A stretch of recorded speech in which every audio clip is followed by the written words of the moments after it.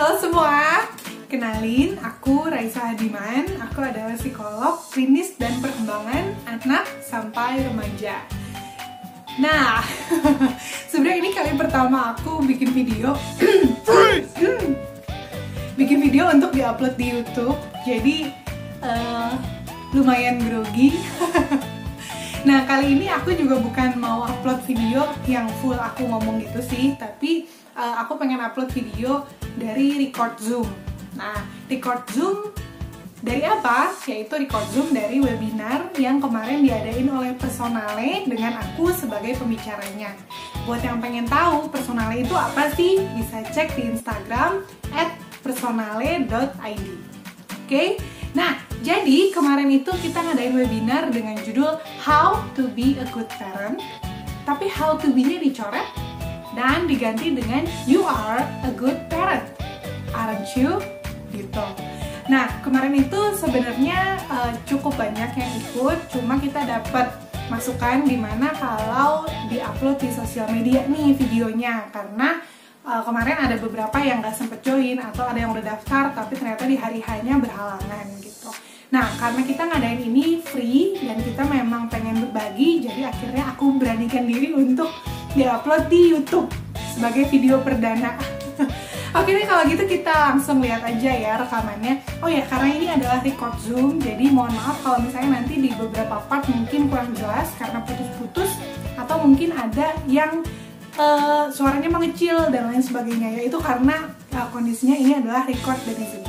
Oke, kalau gitu kita langsung aja. Harus ngajarin anak saya di rumah gitu. Jadi strugglingnya sama ya, sedunia ini tuh lagi menghadapi kondisi COVID yang mengharuskan orang tua tuh sekarang perannya bertambah, yaitu jadi guru juga di rumah gitu. Untuk anak-anak yang udah sekolah ya. Kalau yang anaknya belum sekolah, mungkin peran mendidiknya selain mendidik pelajaran, tapi juga harus mendidik dari segi moral, sikap, dan lain-lain. Yang mana mendidik itu sebenarnya lebih susah ya daripada kita ngajarin pelajaran. Nah, selanjutnya, screen share-nya, iya, ada ya? Tadi ada error sedikit, saya share. Oke. Nah, perannya, jadi sebenarnya peran orang tua tuh banyak banget. Ini yang saya cuplik itu hanya beberapa. Di sini ada peran mengajarkan. Terus yang pasti juga ada sebelumnya dulu ya. Nah, yang pasti juga ada peran merawat anak. Ya, dari mulai kita bertanggung jawab, membuat anak bersih, mandiin, terus nyisirin, bersihin kamarnya mungkin gitu. Tapi pokoknya ada pepatah gitu ya, ada kata-kata dari orang tua, anaknya cakep, yang penting anaknya cakep, mamanya mau kayak pembantu ya udah nggak apa-apa gitu. Ada juga yang pokoknya anaknya kalau keluar rumah harus ganteng, kalau mamahnya berantakan ya udah gitu, disangka babysitter udah biasa gitu. Jadi seringnya tuh pokoknya semuanya kita lakuin, yang penting anak kita dalam keadaan bersih gitu, dalam keadaan fine. Nah, terus yang terakhir juga sama, kita ngerawat anak, dari mulai itu ya ngedandanin gitu. Pokoknya make sure semua yang dipakai anak, semua untuk anak kita itu yang terbaik. Setidaknya yang bisa kita provide, yang bisa kita sediakan itu sudah yang terbaik. Nah, selanjutnya, itu tadi kita ngobrolin tentang peran ya. Kita ngobrolin tentang peran. Nah, selain peran, sebenarnya kita juga punya kewajiban lain. Kewajibannya itu adalah bekerja. Mungkin ada beberapa orang tua yang kerja juga ya. Jadi selain ibu rumah tangga mungkin sambilan jualan online, atau misalnya sambilan jadi selebgram mungkin, sambilan bikin YouTube gitu, atau dia bekerja juga gitu. Jadi bekerja sekaligus jadi working mom gitu, bekerja terus dari sore ke malam baru bareng sama anak gitu. Nah, mungkin selain bekerja juga beberapa orang tua itu ada juga yang masak gitu ya. Masak itu banyak orang tua yang masih melakukan. Jadi walaupun di rumahnya ada mbak, ada babysitter gitu, tapi tetap pekerjaan masak tuh rasanya pengen dihandle gitu. Karena pengen meyakinkan bahwa makanan yang dimakan anak kita, makanan yang dimakan keluarga itu sehat, baik, bersih. Nah, selain itu, selain masak, selain kerja, kita juga punya kewajiban mengurus pasangan gitu. Sebagai yang udah menikah dan masih berpasangan, tentunya kalau sebagai ibu ngerasa punya bayi gede. Jadi ngerasa suaminya nih bayi kedua saya gitu. Ini ngerasa anak kedua saya gitu. Kadang-kadang nyari anduk aja harus dicariin, piring aja harus diambilin. Gitu. Ya tapi itu kewajiban yang kita jalanin gitu. Sebagai suami juga sama. Istri itu kadang-kadang kalau lagi PMS harus dikelonin misalnya gitu ya.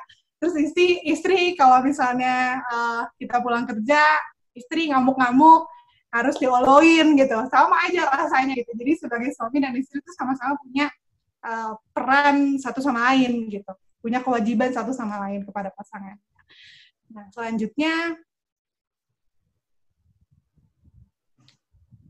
next ada, nah kewajiban yang pastinya tidak dilewatkan ya, kewajiban beres-beres rumah.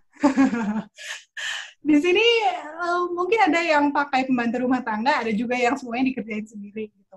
Jadi walaupun sekarang ada banyak bantuan sebenarnya dari mulai Gojek tuh nyediain apa ya nama bantuannya ya? Yang GoClean. GoClean. Ya. GoClean ya. Jadi walaupun ada GoClean, tapi kayaknya tetap aja sehari-hari tuh ada aja yang dikerjain dari mulai beresin kamar mandi, beresin rak-rak gitu. Yang udah diberes-beresin juga kok kayaknya nggak beres-beres gitu. Pokoknya ngepel, semuanya pokoknya dilakuin gitu. Itu juga kewajiban lain yang termasuk dilakukan oleh kita orang dewasa gitu ya. Yang sudah menikah pun melakukan. Nah, kemudian ada kewajiban lain lagi merawat anak, terutama kalau misalnya anak kita sakit, atau kalau misalnya pasangan kita yang sakit, gitu. Nah, itu juga kewajiban yang harus dipenuhi dan dijalani juga. Selanjutnya, ya tentu aja nggak cuma ibu ya, ayah juga kebanyakan bekerja, gitu. Jadi sama kayak ibu, kalau ibu mungkin disebutnya working mom, kalau ayah, ya disebutnya ayah bekerja, gitu. Jadi, saya sih jarang ngedenger istilah working dad ya. Mungkin karena kalau laki-laki memang seringkali biasanya bekerja. Gitu. Ya, tapi baik itu ibu-ibu ataupun bapak-bapak sebenarnya sama aja. Kalaupun bekerja, intinya sama-sama punya porsi stresnya sendiri gitu. Bekerja, mengurus pasangan, dan juga mengurus anak. Gitu. Selanjutnya, nah, sekarang selain peran dan kewajiban, kalau peran dan kewajiban itu kan diberi. Jadi memang kalau kita mau jadi orang tua, kalau kita mau jadi pasangan, kalau kita menikah, ya kebanyakan dari kita akan menjalani itu gitu. Itu sesuatu yang nggak bisa dipilih. Gitu. Kadang-kadang dihadapkan pada sesuatu yang nggak bisa dipilih kan ketika kita menikah dan punya anak.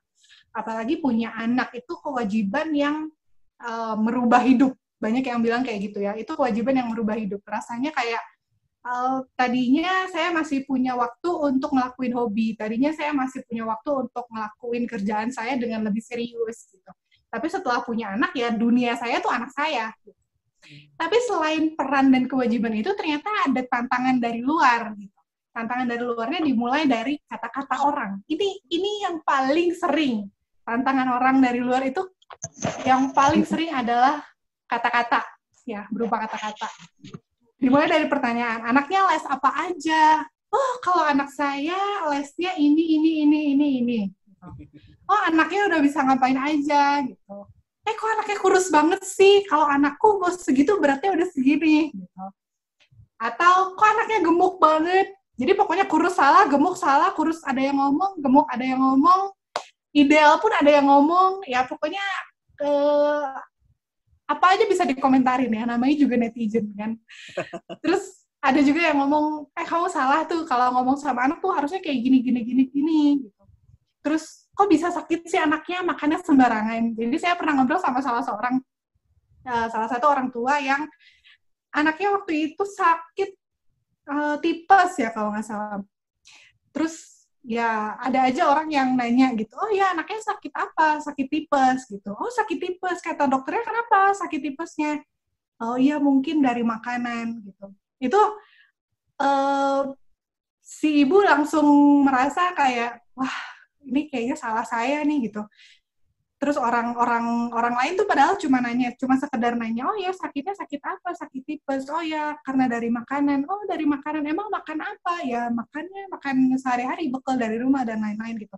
Itu rasanya tantangan tersendiri buat orang tua gitu. Karena kok anak saya bisa sampai sakit sih gitu. Padahal makan sehari-hari dari rumah.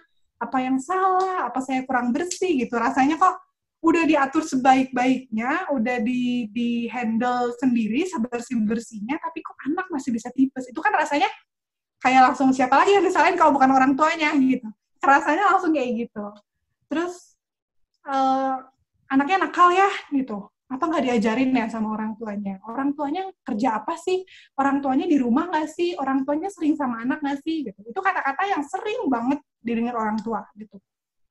Mungkin nggak semua orang bermaksud jelek ya. Ada juga orang-orang yang memang pengen ngasih saran untuk kebaikan gitu. Tapi ya itu tetap aja jadi salah satu tantangan yang dirasakan orang tua gitu. Karena kan kondisi orang tua tidak selalu dalam mood yang oke, tidak selalu dalam kondisi yang siap menerima masukan gitu. Jadi sementara kata-kata netizen itu kan kita nggak bisa tahan. Ya, jadi kadang-kadang kata-kata yang bermaksud baik pun bisa dirasakan sebagai sesuatu yang mungkin membuat nggak nyaman. Nah, selanjutnya, oh ya ini kayak kalau misalnya ada yang mau tanya, boleh sambil ketik aja di chat ya, atau boleh langsung raise hand juga boleh. Nah, itu tadi yang saya obrolin adalah tantangan dari luar diri. Yang sekarang itu adalah tantangan dari dalam diri.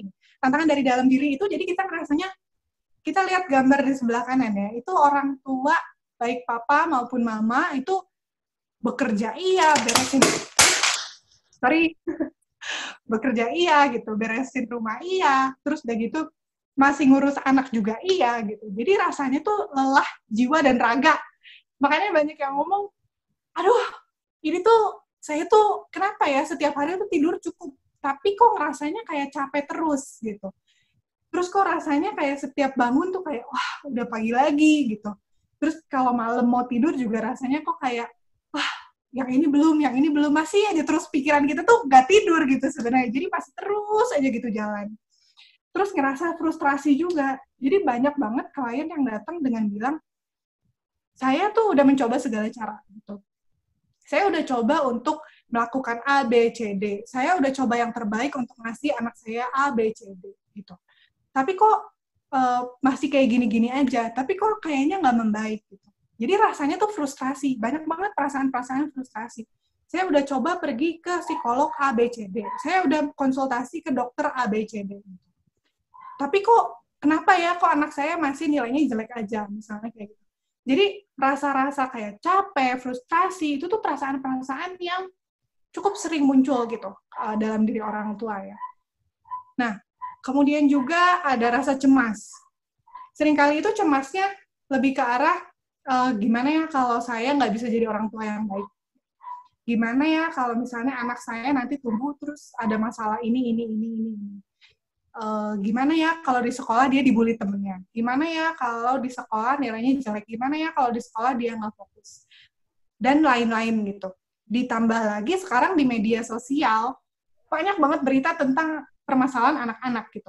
Dari mulai bullying, itu banyak banget. Gitu. Di sini kan ada beberapa guru juga nih, mungkin cukup banyak juga yang menemui ya, masalah bullying di sekolah tuh memang lagi marak terjadi. Nah, berita-berita di sosial media, pengalaman-pengalaman kita ngelihat orang lain gitu tuh itu sangat berpotensi bikin kita ngerasa cemas. Gitu. Dan yang sering terjadi juga itu ngerasa terjebak, ngerasa kayak saya ini di rumah nih lagi jadi apa sih gitu. Saya ini lagi jadi sapi perah di rumah gitu. Saya ini lagi jadi pembantu rumah tangga gitu. Saya ini kayak jadi buruh di rumah gitu. Jadi perasaan terjebak itu sesuatu yang umum terjadi gitu, lumrah terjadi. Walaupun bukan berarti kita nggak sayang sama anak, bukan berarti kita nggak mau punya anak, bukan berarti kita nggak sayang sama keluarga. Tapi perasaan terjebak itu adalah perasaan yang secara alamiah memang bisa muncul gitu ketika kita menghadapi tugas-tugas yang overload gitu.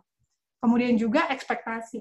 Nah, kadang-kadang tuh kita punya ekspektasi tinggi. Jadi misalnya dulu waktu belum punya anak atau waktu belum menikah, kita berharap waktu kita ngelihat orang lain nih, kita ngerasa, kok dia gaya parentingnya gitu ya, kok dia cara ngomong sama anaknya gitu ya. Itu nanti saya kalau jadi orang tua, saya nggak mau lah jadi orang tua yang kayak gitu. Atau misalnya, Dulu saya diperlakukan sama orang tua saya kasar. Dulu saya diperlakukan sama orang tua saya dengan tidak baik. Dulu saya diperlakukan sama orang tua saya dengan tidak hangat. Misalnya seperti itu. Terus jadi muncul perasaan, nanti saya kalau udah jadi orang tua, saya nggak mau jadi orang tua yang kayak gitu. Tapi, udah diusahain segimananya juga, ketika jadi orang tua, ada aja perilaku yang kita hindari, ternyata kita lakukan juga, gitu. Mungkin di sini ada yang pernah ngerasa kayak gitu. Ya, mungkin di sini ada yang pernah ngerasa kayak gitu juga ya. Ada beberapa yang angkat tangan ya. Jadi ngerasanya, saya ini pernah udah berusaha gitu, supaya saya tuh nggak mau jadi orang tua yang kayak gitu. Tapi kok pas saya jadi orang tua, saya kayak gitu juga ternyata gitu. Atau waktu itu saya pernah ngobrol juga sama salah satu teman saya, dia lulusan S1 dan S2 di jurusan pendidikan. Jadi dia dapat ilmu tentang mendidik anak, itu banyak gitu. Nah, dia adalah ibu, punya anak 3, anaknya yang satu SD, yang satu TK, yang satu masih bayi. Semuanya dia urus sendiri tanpa suster, tanpa pembantu. Jadi bayangkan, dia urus sendiri tanpa suster, tanpa pembantu. Mungkin di sini juga ada yang sama ya, kayak gitu ya. Nah, suaminya bekerja di luar kota. Jadi dia dalam posisi di rumahnya itu ya hanya berempat sama anaknya. Saya sih waktu mendengar itu saya langsung mikirnya, wah ini luar biasa nih dia gitu. Tapi ternyata dia ngobrol sama saya dan dia bilang kalau saya tuh ngerasa useless, dia bilang. Saya ngerasa hidup saya nih kok nggak ada artinya. Saya tanya, oh emang kenapa? Ternyata dia bilang, ya karena saya ngerasa saya tuh kuliah S1 dan S2 pendidikan, tapi saya ngerasa tidak sampai 10% ilmu yang saya tahu yang bisa saya terapkan gitu. Jadi dia ngerasa setiap hari tuh dia tidur tuh dalam kondisi nggak tenang gitu. Dia bangun juga dalam kondisi terbeban gitu. Karena dia ngerasa saya tuh tahu teori-teori mengurus anak gitu. Saya tuh tahu gimana cara harusnya mendidik anak gitu. Tapi kok ketika menerapkan tuh 10% aja enggak gitu. Dia ngerasa seperti itu gitu. Padahal suaminya tidak menuntut gitu. Padahal juga mertuanya hubungannya dengan dia baik gitu. Orang tuanya juga support. Tapi dia yang punya ekspektasi sama dirinya sendiri bahwa saya tuh harusnya jadi orang tua yang begini. Saya tuh udah tahu cara-caranya begini, tips-tipsnya begini. Tapi ketika jadi orang tua, kok nggak sampai 10% yang bisa saya terapkan. Nah, itu frustrasi gitu rasanya. Mungkin juga di sini ada beberapa yang guru juga ya. Ada beberapa guru di sini mungkin ngerasa, saya ini sering banget ngadepin masalah-masalah di sekolah anak yang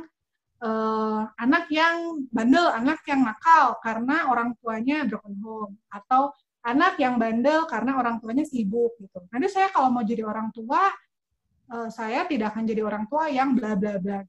Ekspektasi itu sebenarnya boleh-boleh aja, tapi kalau sampai membebani diri, sampai membuat kita ngerasa useless, gitu, itu harus hati-hati tuh, gitu. Karena ya teori itu memang banyak, gitu. Kita mau kuliah dari S1 sampai S3, itu dapat ilmu banyak, gitu. Tapi pada kenyataannya menjadi orang tua itu adalah pembelajaran seumur hidup, gitu. Sementara dari S1 sampai dengan S3 itu paling lama kita belajar berapa lama, gitu. Anggaplah misalnya S1 4 tahun, S2 2 tahun ya, 6 tahun. 6 tahun ditambah S3 anggaplah 4 tahun, 10 tahun. Sementara jadi orang tua itu pembelajaran bertahun-tahun, berpuluh-puluh tahun, dari mulai anak kita lahir sampai anak kita udah dewasa, sampai anak kita udah menikah, udah punya keluarga baru pun itu peran kita tetap jadi orang tua gitu. Jadi itu adalah pembelajaran bertahun-tahun yang tidak mungkin dipelajari dalam waktu 10 tahun belajar gitu. Apalagi yang hanya S1, S2, apalagi yang hanya S1 gitu. Ya, apapun itu gitu. Apapun pendidikannya gitu. Jadi ya memang ini adalah pembelajaran seumur hidup gitu ya. Nah, selanjutnya, nah kondisi-kondisi tersebut perlu diatasi gitu. Kenapa perlu diatasi? Sebenarnya lebih ke ketenangan diri kita juga ya, ketenangan diri sebagai orang tua, dan juga supaya ketika mendidik itu lebih optimal. Nah, kita lihat kenapa sih sebenarnya kondisi-kondisi tersebut perlu diatasi? Apakah kondisi tersebut perlu diatasi karena yang pertama, apakah karena kita ingin perfect parenting? Atau kita ingin good parenting, tapi pada kenyataannya, next. Nah, pada kenyataannya perfect parenting itu, saya harus bilang kalau itu tidak akan pernah ada, gitu. Perfect parenting tidak akan pernah ada. Setiap orang tua pasti punya kesalahan.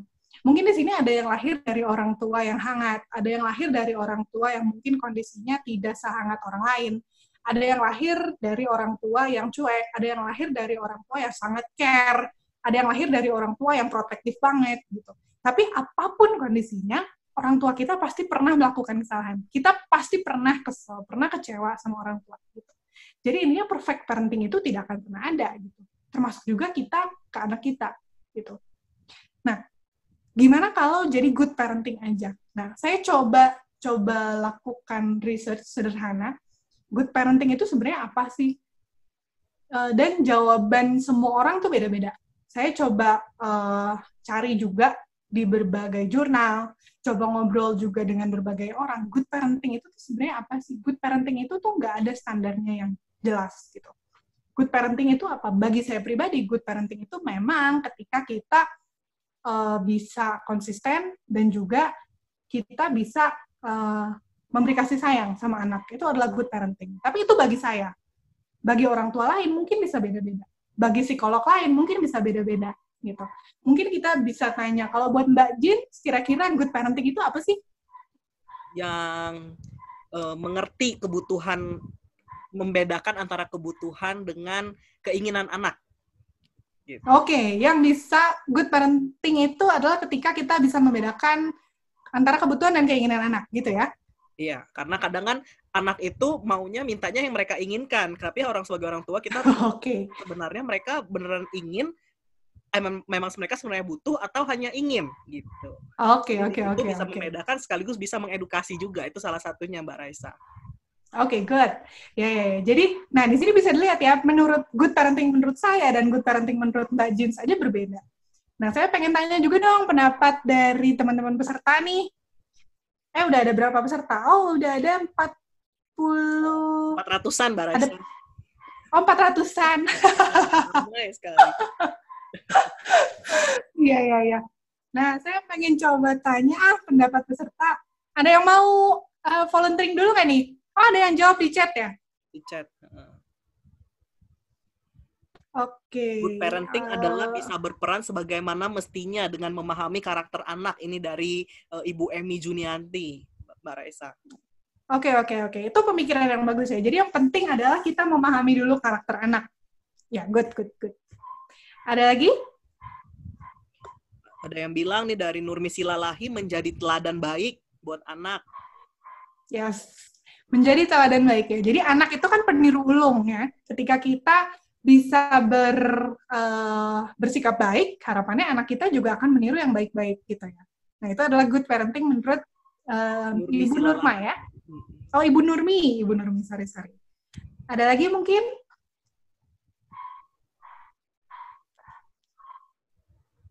Tampaknya belum ada yang masuk lagi. Tampaknya belum. Oke. Nih, dari Kartika. Katanya parenting yang baik itu konsisten memenuhi needs anak. Ini nyambung ya sama yang tadi saya katakan ya Mbak Raisa ya. Oke. Bukan sekedar keinginan tapi kebutuhan. Ya, jadi konsisten dan memenuhi needs anak, memenuhi kebutuhan ya, bukan keinginan. Oke, ya itu juga pemikiran yang bagus ya. Ada juga lagi ya? Grace bisa memisahkan kepentingan orang tua dari kebutuhan anak. Wah, rasanya dalam sekali ya nih ya Mbak Raisa ya. Iya. Memisahkan kepentingan orang tua dari kebutuhan anak ya. Jadi mungkin bisa membedakan prioritas ya. Oke. Saya kalau dengar kayak gitu kebutuhan orang tua dan kepentingan anak, saya langsung inget ini ya, drama Korea. The World of the Merit ya. Oke, tapi kita jangan bahas itu sih. Takutnya ada yang belum nonton dan nanti spoiler ya. Oke. Ini juga barusan ada yang dari Mbak Mona Lisa. Good parenting adalah memahami anak sebagai manusia merdeka yang tidak selamanya harus mengikuti orang tua. Mereka juga punya keinginan dan pemikirannya sendiri. Selalu berunding soal apapun dan tidak mementingkan ego kita sebagai orang tua. Oke, good. Penjelasan yang cukup lengkap ya. Jadi intinya sih membiarkan anak untuk independen juga ya, membiarkan anak untuk bisa memilih sendiri, memutuskan sendiri, itu adalah good parenting menurut Mbak Mona Lisa ya. Oke. Iya, betul. Nah, jadi bisa dilihat di sini pendapat dari beberapa orang aja itu beda-beda banget. Saya coba cari berbagai pendapat ahli, itu pun beda-beda banget. Dari mulai ada yang bilang bahwa good parenting itu adalah yang penting konsisten, ada yang bilang yang penting disiplin, ada yang bilang yang penting penuh afeksi, penuh kehangatan gitu. Jadi pendapatnya beda-beda banget gitu. Yang mana kalau kita lihat, jadi sebenarnya good parenting itu apa gitu? Good parenting itu standarnya apa gitu? Indikatornya pun nggak jelas gitu. Mau sebaik apapun kita sebagai orang tua, akan ada orang lain yang merasa bahwa parenting style dia lebih baik. Ya itu makanya kenapa good parenting itu menurut saya sendiri itu adalah tanda tanya. Gitu. Standarnya apa? Gitu. Nah, kalau saya sendiri daripada perfect parenting, daripada good parenting, saya lebih memilih untuk boleh di next. Okay. Nah, saya sendiri lebih memilih untuk better parenting. Jadi bukan perfect, bukan good, tapi better parenting. Jadi daripada kita striving for a perfect parenting gitu, daripada kita berusaha keras untuk jadi orang tua yang perfect, orang tua yang baik gitu, atau daripada jadi orang tua yang good, yang kurang jelas standarnya apa, lebih baik kita jadi orang tua yang better. Lebih baik kita jadi orang tua yang mau terus berkembang gitu. Itu yang dikatakan better parenting. Jadi dari hari ke hari kita punya keinginan untuk, oh ya hari ini saya kurang tepat nih cara menegur anak sayanya kayak gini. Oke, besok saya perbaiki. Oh hari ini kayaknya anak saya tadi kurang terperhatikan sama saya. Oke, besok saya perbaiki. Gitu. Daripada kita mengejar parenting yang perfect atau parenting yang baik, lebih baik kita punya keinginan untuk jadi lebih baik dulu. Gitu. Nah, kita lihat dulu ya, perbedaannya apa sih memang perfect parenting atau good parenting dengan better parenting. Mulai di next. Perfect versus better ya. Kalau perfect itu indikatornya tidak terlalu jelas. Orang tua seperti apa yang dikatakan perfect? Orang tua seperti apa yang dikatakan good? Kalau better, indikatornya adalah saya jadi lebih baik dari diri saya yang kemarin. Gitu. Jadi indikatornya jelas, kita sendiri yang menentukan. Oh iya, hari ini saya tidak berhasil sapu-sapu rumah dengan bersih misalnya. Oh ya, besok akan lebih bersih lagi. Itu indikatornya jelas. Tapi kalau perfect parenting, itu bagaikan kita mau mencapai sesuatu yang goalsnya kita nggak tahu gitu. Nah, kemudian juga kalau perfect parenting, itu seringkali membuat orang merasa saya sudah cukup baik. Makanya saya sulit menerima masukan gitu. Karena saya udah tahu, saya udah cukup baik, saya ini kurang apa gitu. Kalau udah perfect, emang apa lagi yang harus diperbaiki gitu kan. Tapi kalau orang yang memahami better parenting, merasa bahwa saya dalam proses berkembang lebih baik gitu. Yang artinya, oh ya kamu boleh kasih saya masukan, it's okay. Kalau kadang-kadang saya dalam kondisi yang tidak baik, mungkin kita bisa diskusi lebih lanjut nanti, next time. Tapi yang pasti saya punya keinginan untuk jadi lebih baik. Gitu. Nah, kalau perfect parenting sendiri, menurut saya hampir mustahil dicapai. Karena tadi goals-nya aja nggak jelas. Gitu. Terus sekali lagi, tidak ada yang perfect. Gitu. Nggak ada orang tua yang perfect. Itu makanya kenapa dibilang hampir mustahil tercapai. Gitu. Tapi kalau better parenting sangat mungkin tercapai. Gitu. Nah, kita next. Jadi, ada 5 hal yang wajib diketahui tentang better parent. Yang pertama, nah, dimulai dengan memiliki kemauan untuk jadi orang tua yang lebih baik. Gitu. Saya meyakini sekali bahwa orang tua yang mau ikut webinar, orang tua yang mau terus improve pengetahuannya tentang parenting, orang tua yang mau terus ingin tahu gitu gimana sih cara menghadapi anak, gimana sih cara kita tuh lebih sayang sama anak, gimana sih cara kita bla bla bla bla, pokoknya yang terbaik untuk anak, yang terbaik untuk diri sendiri, yang terbaik untuk keluarga. Saya percaya bahwa orang-orang yang mau ikut webinar, seminar, atau daftar kelas online dan lain sebagainya itu adalah orang tua yang memiliki kemauan untuk jadi orang tua yang lebih baik. Itu makanya kenapa di judulnya juga ditulisnya bahwa you are a good parent gitu. Karena saya yakin bahwa orang tua yang mau daftar adalah orang tua yang punya kemauan untuk berkembang.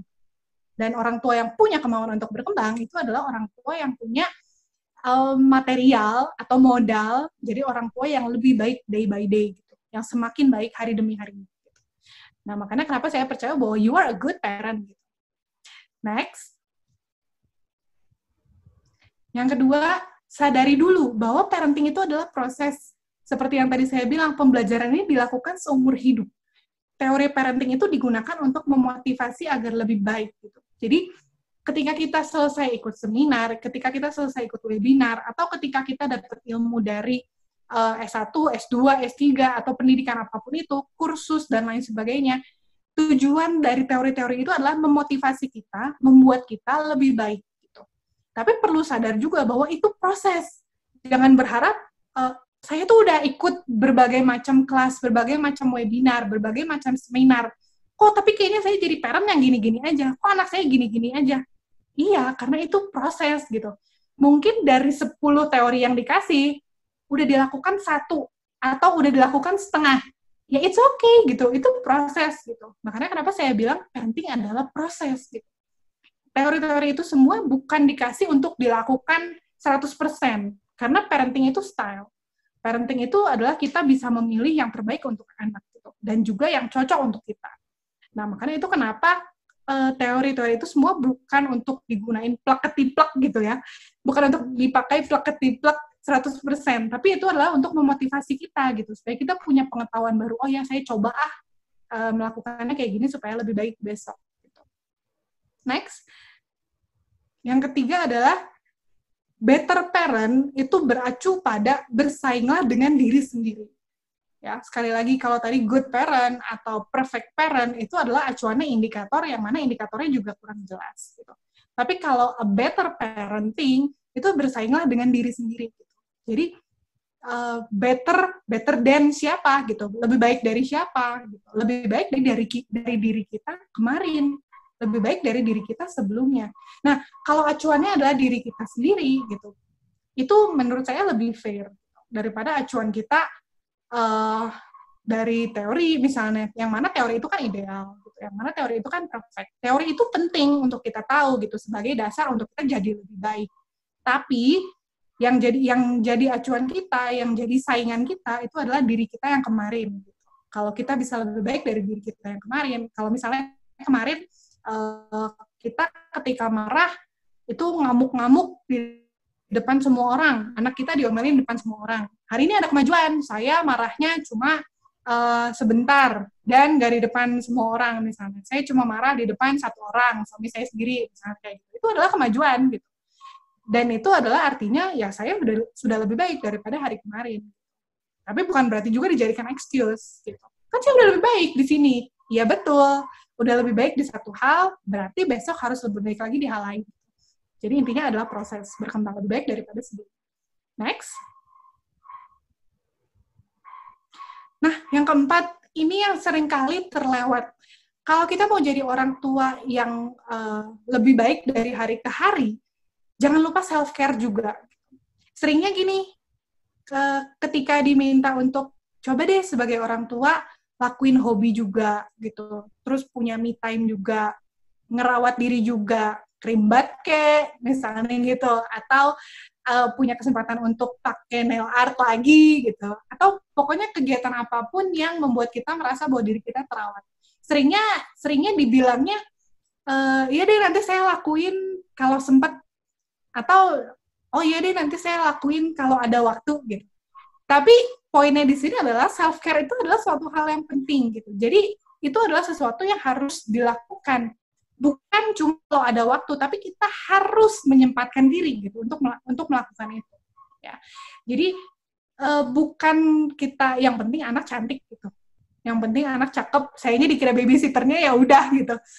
Bukan gitu. Tapi kita sebagai orang tua juga harus membuat anak tuh merasa oh ya saya juga punya orang tua yang merawat dirinya sendiri gitu. Seperti tadi yang ada salah satu peserta bilang ya kalau orang tua itu adalah contoh gitu. Orang tua itu adalah contoh. Jadi ketika kita bisa merawat diri, harapannya nanti ke depannya anak itu juga bisa merawat diri dengan baik gitu.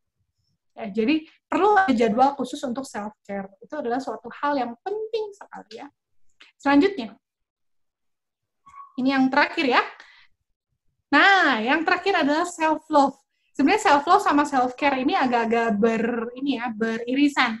Jadi salah satu bentuk self love itu adalah dengan memang memperhatikan diri sendiri. Tapi kenapa dibuat poin khusus? Karena self love ini lebih ke secara psychological. Jadi secara psikologis kita tuh perlu menghargai keberhasilan kita sekecil apapun gitu. Kadang-kadang tuh kita melewatkan hari tanpa menghargai keberhasilan kita sama sekali gitu. Seringnya kita ngerasanya ya emang saya berhasil ngapain hari ini gitu. Ya saya emang gitu-gitu aja setiap hari di rumah, ya nyusuin anak, kasih makan anak, nganter anak sekolah misalnya, terus nyapu, ngepel, masak gitu. Saya nggak berhasil ngapa-ngapain. Nah itu yang justru kita seringkali lupa. Kita berhasil masak dengan tidak gosong. Kita berhasil masak 3 macam masakan hari ini. Kita berhasil nyikat WC dengan cukup bersih. Kita berhasil nganterin anak ke sekolah dan jemput lagi dengan tepat waktu. Itu adalah hal-hal dan keberhasilan sebagai orang tua gitu, yang harus diapresiasi gitu. Itu yang kadang-kadang kita lupa. Nah, makanya kenapa di sini perlu di-note banget bahwa self-love adalah salah satunya dengan cara menghargai keberhasilan sekecil apapun. Walaupun kita ngerasa kayak, emang itu keberhasilan? Iya, itu keberhasilan gitu. Kalau sekarang masih ada yang mempertanyakan, emangnya cuma berhasil ngebangunin anak pagi-pagi itu keberhasilan? Iya, saya jawab dengan tegas iya gitu. Mungkin di sini ada beberapa juga peserta yang ngerasa ngebangunin anak pagi-pagi itu susah ya. Itu adalah keberhasilan gitu. Berhasil masak tanpa gosong, itu keberhasilan. Berhasil nyuci piring dengan bersih, itu keberhasilan. Berhasil menghemat uang belanja, itu keberhasilan gitu. Jadi sebenarnya ada banyak banget keberhasilan setiap hari yang kita lakukan, cuma kita nggak sadar. Karena kita ngerasa, ya udahlah itu mah kecil gitu. Tapi sekecil apapun, itu perlu diapresiasi. Nah, selanjutnya, it's okay to fail, it's okay to feel sad, angry or frustrated sometimes ya. Jadi kadang-kadang kita ngerasa juga kayak,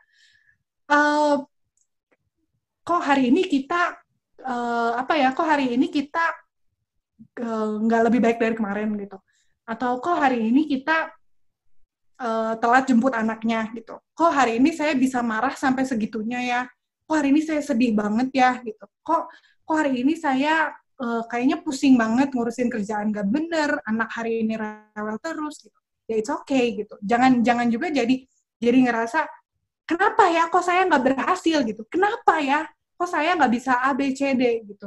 Ya it's okay gitu. Di dunia ini tuh nggak ada orang yang tanpa satu hari pun kegagalan. Semua orang pasti pernah ngerasain bad mood, ngerasain bad day, bad hair day gitu, bad apapun gitu. Itu mungkin aja terjadi gitu, dan it's okay. Jadi jangan terlalu keras sama diri sendiri. Let's be kind to ourselves. Ya, it's okay. Semua orang pernah gagal, semua orang pernah ngerasa kayak kenapa ya. Selanjutnya, oke. Sebelumnya, oke. Nah, if you have a desire to become a better parent, you are a good parent, gitu. Jadi, asalkan kamu punya kemauan untuk jadi orang tua yang lebih baik, itu aja artinya kamu adalah orang tua yang baik. Gitu. Jadi kalau misalnya menurut saya pribadi, kalau ditanya orang tua yang baik itu adalah orang tua yang seperti apa ya? Orang tua yang baik itu adalah orang tua yang selalu punya kemauan untuk berkembang. Orang tua yang selalu punya keinginan untuk jadi lebih baik dari hari ke hari. Gitu. Itu adalah orang tua yang baik. Gitu. Jadi saya yakin semua yang ikut di webinar ini adalah orang tua yang punya kemauan untuk berkembang. Ya, makanya kenapa itu juga saya yakin that you are a good parent. Gitu. Oke deh, kalau gitu terakhir. Nah, terakhir saya mau nanya lagi nih, jadi sekali lagi. Jadi menurut kamu, apakah kamu orang tua yang baik? Coba direnungkan. Apakah kamu adalah orang tua yang baik? Kalau kamu punya kemauan jadi orang tua yang lebih baik dari hari ke hari, menurut saya kamu adalah orang tua yang baik. Jadi sekali lagi saya tanya, apakah kamu orang tua yang baik? Kalau misalnya yang merasa orang tua yang baik, boleh kasih react kali ya? Nih udah ada yang jawab, Mbak Raisa. Iya, saya orang udah ada. Yes, belum tapi akan. Iya, pada jawab. Nah, ada yang acungin jempol. Oh ya, oke. Jadi udah agak berubah ya jawabannya ya. udah ada perubahan nih dari yang tadinya nggak ada yang berani sama sekali atau ada yang jawabnya 50-50, sekarang lumayan ya. Ada yang lebih optimis, ternyata saya good parent. Wih, mantep. Oke. Ya. Jadi you're a good parent gitu. We are a good parent gitu. Ya, we make mistakes gitu. Kadang-kadang kita nggak selalu perfect, kita nggak selalu dalam kondisi yang oke ya. Tapi you're a good parent gitu. Asalkan punya material, asalkan punya keinginan untuk jadi lebih baik, you're a good parent. Nah, jadi gimana? Are you a good parent? Oke. Nah, selanjutnya adalah sesi Q&A kalau di webinarnya. Tapi saya pikir karena Q&A itu kan banyak pertanyaan yang berdasarkan dari pengalaman pribadi, jadi kelihatannya lebih baik sesi Q&A-nya di-cut aja. Cuma di akhir saya pengen menyampaikan suatu pesan sih.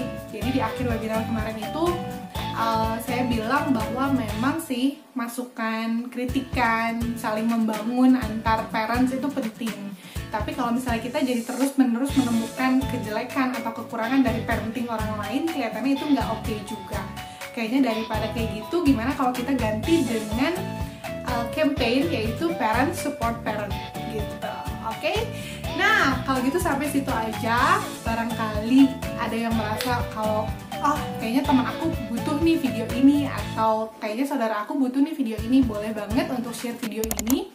Dan kalau bersedia, kalau memang merasa ada manfaatnya, mungkin bisa juga di subscribe channel ini. Sebenarnya masih grogi banget sih nyuruh buat subscribe ya. Nah, kalau ada yang mau kasih masukan atau misalnya ada yang mau kasih ide kira-kira di video-video berikutnya bahas tentang apa nih, boleh juga ditulis di kolom komen. Semua masukan yang membangun untuk kebaikan aku dan video ini ke depannya akan diterima dengan senang hati. Oke deh kalau gitu, bye-bye.